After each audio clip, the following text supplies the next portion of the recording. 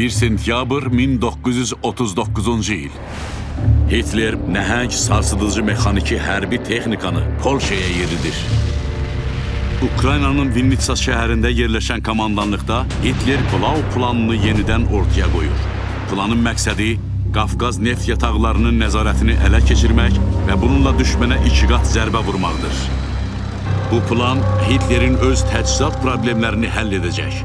O, hətta Bakının zəbt olunmasını sentyabrın 25-nə təyin edir və onun ətrafında heç kəs bu qərara şübhə edə bilməz.